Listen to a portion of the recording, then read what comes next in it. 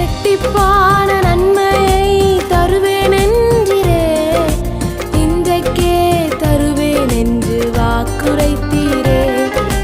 இழந்ததை திரும்ப தருவேன் என்று சொன்னீரே, இரட்டிப்பான பங்கையும் தந்திடுவாரே. எசேக்கியேல் 12வது அதிகாரம் அதனுடைய 28வது வசனம். என் வார்த்தைகளில் ஒன்றாகிலும் இனி தாமதிப்பது இல்லை என்று கர்த்தராகிய ஆண்டவர் உரைக்கிறார். எனக்கு அன்பானவர்களே, இந்த நாளிலும் கூட ஆண்டவர் உங்களுக்கு ஒரு வாக்குத்தத்தமான வார்த்தையை கொடுக்கிறார். என் வார்த்தைகளில் ஒன்றாகிலும் இனி தாமதிப்பது இல்லை என்று. ஆண்டவர் உங்களுக்கு அநேக வாக்குத்தத்தமான வார்த்தைகளை ஆண்டவர் கொடுத்திருக்கலாம். சொப்பனத்தின் மூலமாக, தரிசனத்தின் மூலமாக, அல்லது ஊழியக்காரர்கள் மூலமாக, அல்லது ஏதோ ஒரு வசனத்தின் மூலமாக உங்களோடு கூட ஆண்டவர் இடைப்பட்டு இருக்கலாம். இந்த வாக்குகள் உங்க வாழ்க்கையில இதுவரை நிறைவேறாமல் இருக்கலாம். இன்றைக்கு ஆண்டவர் சொன்ன வாக்குகள் எல்லாம் ஒன்றாகிலும் இனி தவறி போவதில்லை. அவைகளெல்லாம் தாமதிப்பது இல்லை.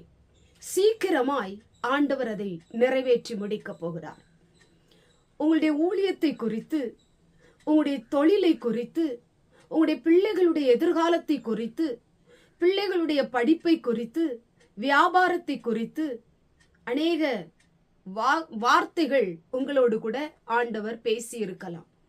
அந்த வார்த்தைகளை எல்லாம் நான் நிறைவேற்ற போகிறேன் என்று ஆண்டவர் வாக்கு கொடுக்கிறார்.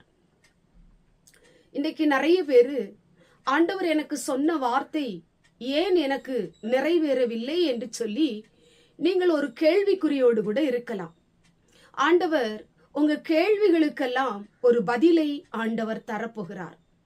நீங்கள் எதிர்பார்த்து கொண்டிருந்த காரியங்கள், தேவனை நம்பி காத்திருந்த காரியங்களை எல்லாம் ஆண்டவர் சீக்கிரத்திலே நிறைவேற்றி முடிக்க போகிறார்.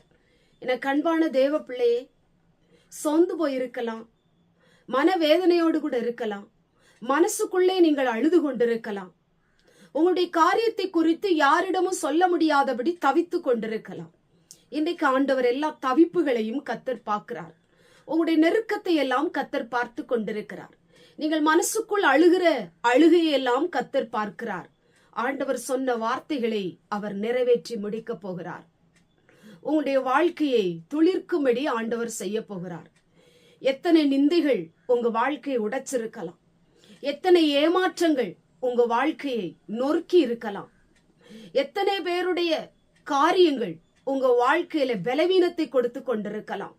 இன்றைக்கு ஆண்டவர் உங்க வாழ்க்கையில சொன்ன அத்தனை வாக்குத்தத்தங்களையும் ஆண்டவர் நிறைவேற்றி முடிக்க போகிறார்.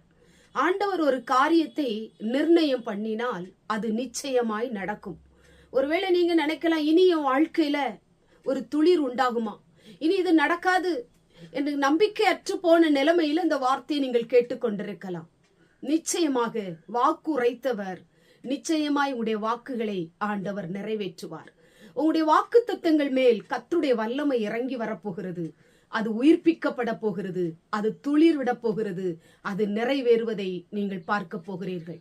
உங்களுடைய தொழில வளர்ச்சி இல்லாம இருக்கலாம், உங்க வியாபாரத்துல பெருக்கம் இல்லாம இருக்கலாம், உங்க பொருளாதாரத்துல எந்த ஆசீர்வாதமும் இல்லாம இருக்கலாம், உங்க ஊழியத்துல வளர்ச்சி இல்லாம இருக்கலாம். இன்னைக்கு ஆண்டவர் இந்த வார்த்தையின் மூலமாய் அவைகளை ஆண்டவர் நிறைவேற்ற போகிறார். ஒரு பெருக்கத்தை பார்க்க போகிறீர்கள், ஒரு வளர்ச்சியை பார்க்க போகிறீர்கள், ஒரு மேன்மையையும் ஒரு ஆசீர்வாதத்தையும் நீங்கள் பார்க்க போகிறீர்கள்.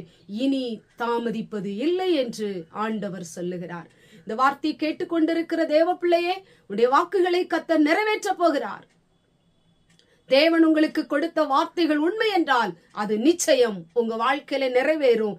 உங்க வாழ்க்கையை கர்த்தர் ஆசீர்வதிப்பார், உங்களை மேன்மை அடைய செய்வார். கண்களை மூடி ஜெபம் பண்ணுவோம். எங்கள் பரிசுத்தமுள்ள நல்ல பிதாவே, கேட்டதான வசனத்தின் மூலமாய் என் வாக்குகள் இனி தாமதிப்பது இல்லை என்று வேதம் சொல்லப்பட்டது போல நீங்க அநேக வாக்குத்தத்தமான வார்த்தைகளை உடைய பிள்ளைகளுக்கு ஜபத்தின் மூலமாய் ஆண்டவரே, ஆலயத்திற்கு சென்றதின் மூலமாய் ஆண்டவரே ஏதாவது ஒரு வழியில நீங்க பேசி இருக்கலாம்ப்பா. பேசின வார்த்தைகள் எல்லாம் இனி தாமதிப்பது இல்லை என்று ஆண்டவர் சொன்ன வார்த்தையின்படி அவைகளுடைய வாழ்க்கையிலே நிறைவேற்றி கொடுக்க போவதற்காய் ஸ்தோத்திரம். எத்தனை பேர் கண்ணீரோடு கூட இருக்கிறாங்க, எத்தனை பேர் மன சஞ்சலத்தோடு இருக்கிறாங்க, எத்தனை பேர் பிரச்சனையோடு கூட இருக்கிறாங்க. எல்லாவற்றையும் மாற்றி ஒரு களிப்பை காண பண்ணும்படி தேவனுக்கு கிருபை கொடுக்க போகிற தயவுக்காய் ஸ்தோத்திரம். கேட்டுக்கொண்டிருக்கிற ஒவ்வொருடைய வாக்குகள் நிறைவேறட்டும். இயேசுவின் மூலம் ஜெபிக்கிறோம் பிதாவே, ஆமென்.